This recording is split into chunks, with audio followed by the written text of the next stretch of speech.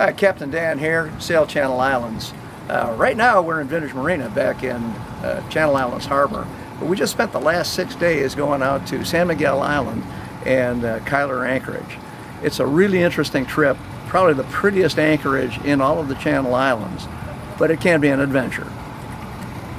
Cuyler Harbor is about 60 nautical miles from Channel Islands Harbor and about 50 from Ventura. It's a bit more than 20, 30, 40 miles from Santa Barbara, and a nice straight shot from Santa Barbara. We went from Channel Islands Harbor. First night was at Willow's Anchorage, and night 2 at Johnson's Lee on Santa Rosa. And then on the third day, we circumnavigated San Miguel and made our entrance from the north. The north entrance is the easiest one by Harris Point. It's very straightforward. The cruising guide makes it quite daunting, but you'll see from the following video that if you've got the chart in front of you and the landmarks, it's a piece of cake. Unfortunately, the route into the anchorage is right into the setting sun, so if you're doing this near sunset, it's a little bit trickier, so you'll have to know your headings, so pre-compute all of that. Okay, let's take a look at the run we made. So day 3, we left Johnson's Lee, which is just east of South Point here, and headed directly for San Miguel Island. We got to about Crook Point, under power, and we were going to circumnavigate the island, and we stayed basically just outside the blue, in other words, deeper water, around Point Bennett. And as you'll note, there are reefs and rocks all over the place. So if you stay in the blue and monitor your depth, this is running about in the 20 fathom curve, 120 feet or so. If you stay outside of that, you're all right. Coming up by Castle Rock, more of the same, and we went outside of Oil Spring and then straight to Harris Point. Okay. We started just outside Harris Point and continued east to the point just past the north-south axis off Nifty Rock. In the following video, you'll be able to see that, and the big landmarks here are Nifty Rock, Hare Rock, and then this large hill and Bat Rock.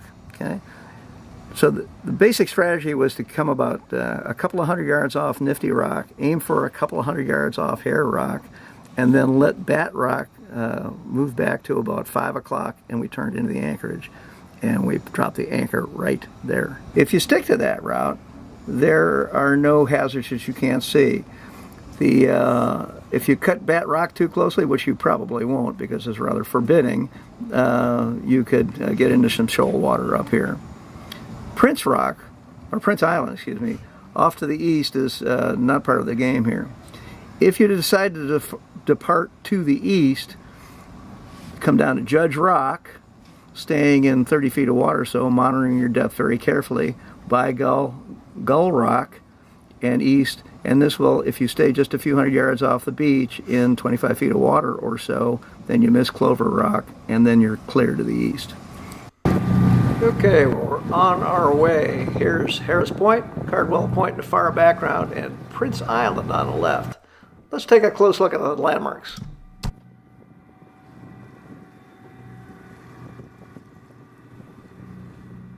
So the first points you're looking for are Harris Point at the top there, Nifty Rock, Hare Rock, and Bat Rock, and Hill 485. Hill 485 is just above Hare Rock. It's the largest hill out there, and it helps you find the most important landmark, which is Hare Rock, which leads you into the Cuyler Harbor.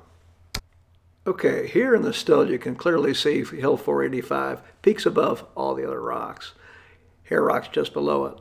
Nifty Rock is in the foreground, and Hare Rock is in the distance, slightly to the left. Okay, live action. Going over the same points. Hill 485, Nifty Rock in the foreground, Hare Rock in the background. We're a couple of hundred yards off of the rock now, a Nifty Rock that is, and heading for Hare Rock. We're going to establish about the same distance off of Hair Rock when we get down there. We're proceeding at about 5 knots here. Taking our time, making sure we got everything lined up. And monitoring our depth. We're looking for something around 20 to 30 feet. If you cut it too close, it gets pretty shallow.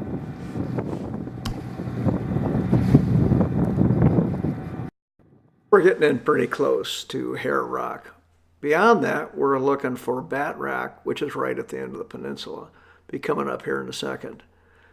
You don't want to cut this corner too close because you'll note some shoal water just to the left of Bat Rock. In the distance, by the way, you'll see Judge Rock to the right and Gull Rock to the left. Both of these rocks will help you leave the anchorage.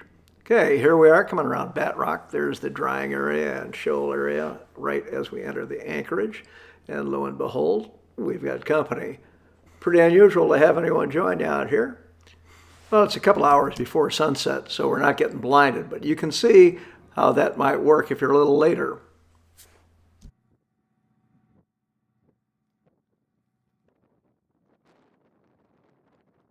It took 6 days to do this trip. We came home via Betcher's Bay in Santa Rosa, and then we spent our last night in Little Scorpion Anchorage. If you want to do this trip more rapidly, you could get to San Miguel in 2 days, but remember, this is a head-to-wind trip, so if you want to sail and you want to be comfortable, 3 days is probably a better idea. On the way home, we've done that in a single shot, but back to Oxnard is 60 miles. If you're averaging 5 knots or so, it's 12 hours. And so if you're doing that sometime too long before the fall equinox, you'll be fine. If you do it after the fall equinox, you're going to be sailing in the dark. Well, if you got any questions about San Miguel, Cuyler's Anchorage, or all the others, feel free to call me. And we also have videos on each of those other anchorages if you need some more help. This is Captain Dan. See you on the water.